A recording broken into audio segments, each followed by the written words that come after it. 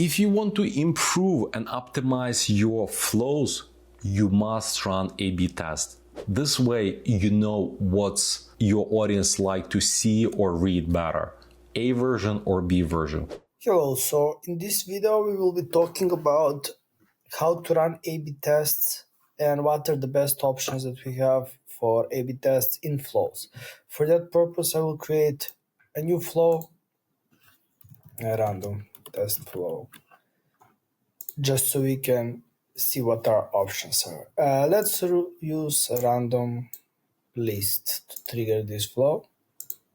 So what are our options now? So depending on what you want to test, you have several options when it comes to A/B testing in a flow. You can test directly here in the setup, but you can test directly in the email as well. That will depend on what exactly you want to test out. If you want to test out something that is outside of the content of the flow, you'll have to do it here in the setup. If it is a content test, then probably your best option is to do an A/B test within the email.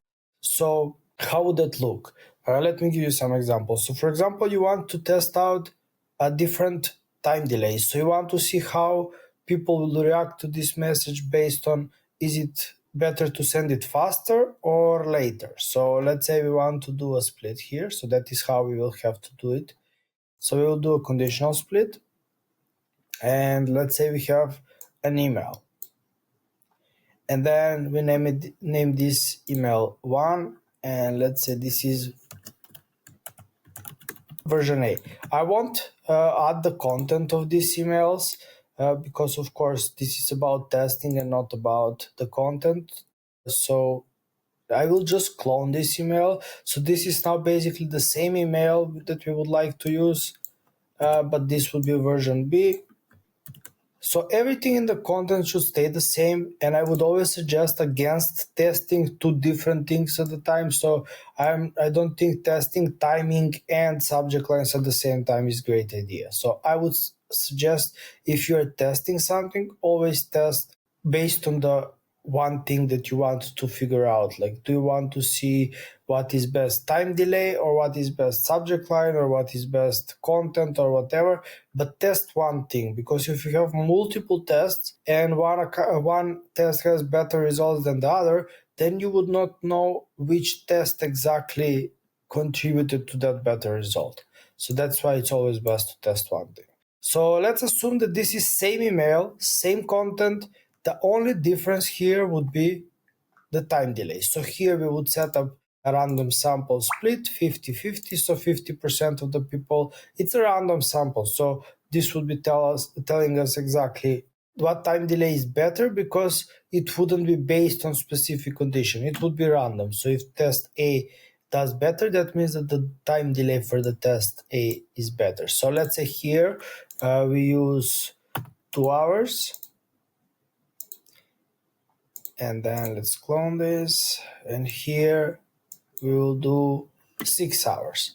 So in this case, for example, we have the same email, and let's say we send this to people and we see this one performs better than this one, then we will know that the shorter time delay works better. So this is how you can use the setup process to test things out. Also, you can maybe have same time delays, but you want to test different types of people. So people who placed an order versus people who didn't place an order. So that way you're kind of testing your customers, like which customers would perform better on this email maybe. So this is another thing where you can use the setup, do an A/B test on a specific thing. So in this case, the A/B test would be purchasers versus non-purchasers. So in that case here, instead of random sample, you find the property. So you go to what someone has done or not done, and you say placed order at least once, and then it would be on the left side, it would be people who placed order, on the right side, on the no side, would be people who didn't place order. So this way you're testing your audience, like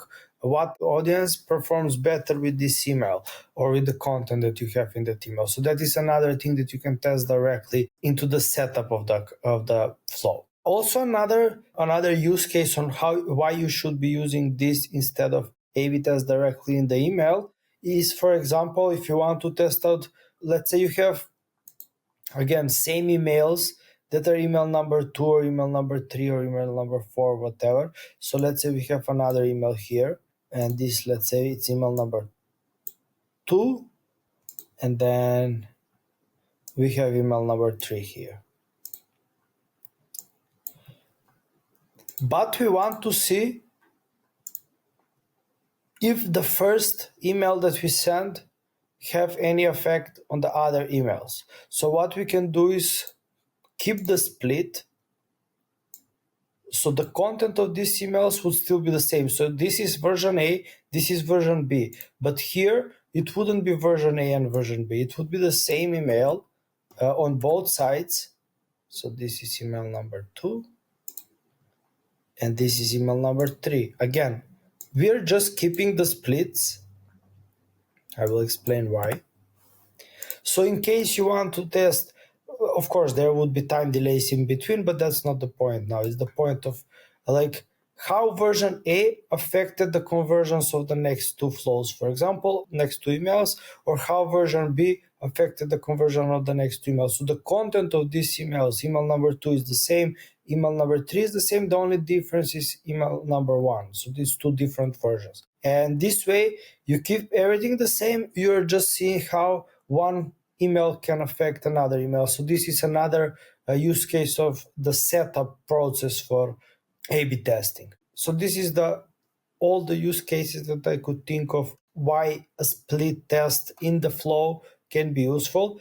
Everything else that is not mentioned here, I think would be the best to do direct split in the email. So instead of having a split here for the A/B version, probably for that case, it would be to do it this way. So let's remove everything else from below.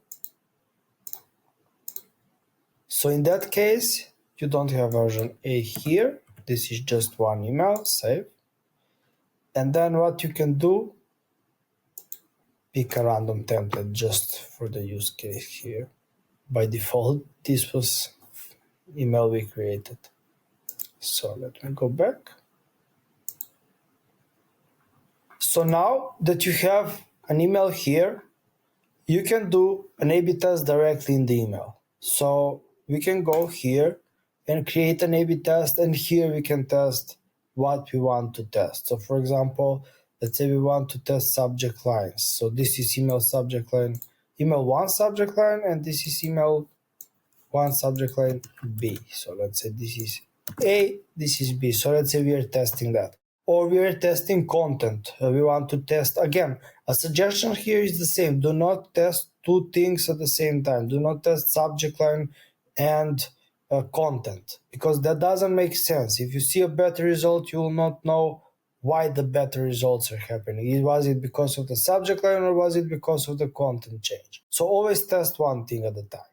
So yeah, this is the best if you want to test just the content, the subject line, the content, or whatever. Or maybe you want to test flow from sender name. Whatever you want to test, it is better to do it here if it is directly specific for that one email. If it is not related to anything outside of this email. The split tests that we were discussing before, they're better if you want to see how this email or this version affects other versions, or if you want to test time delays, or if you want to test things that you already discussed. But if it is just this one email that you want to test to see if one version performs better than the other for this one email, then the A/B test setup like this will always be the best version for you.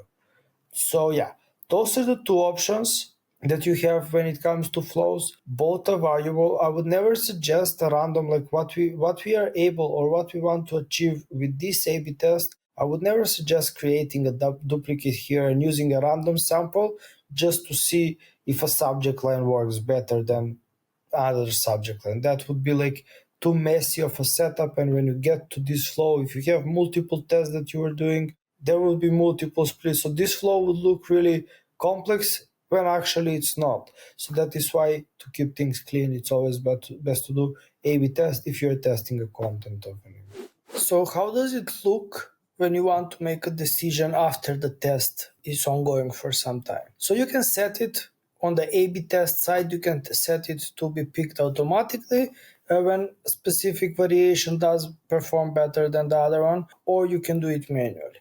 As we said, there are two types of tests that we can be doing in flows. The first one is with splits, and the second one is directly in the email if you want to test something specific. At the moment, this example doesn't have live test here between two versions because the left version on our side is not live. Since I have the A/B test here for the email, I wanted to show example like how would you make a choice in case this test was live for real, for example. So let's say we have random sample, or we have whatever we want to test here. Let's say we want to test people who bought previously versus people who didn't buy at all. And we want to see how they're performing, who is performing better with the email that we have. So it will be kind of like the same email, just different kind of audience here we want to test. Like we have a random sample, a random number of people receive one version of the email and then random sample different version, or random sample receive 15% discount versus random receive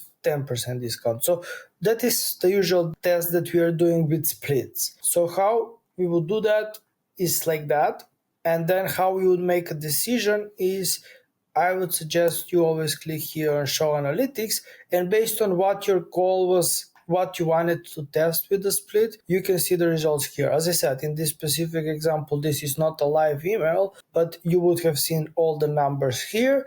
And then based on the results that you're seeing, you can make a decision. Okay, this is the better version. We can remove the other version or stop the split or change the conditions here and move it 100% to the side that we want, that we thought was the winning side.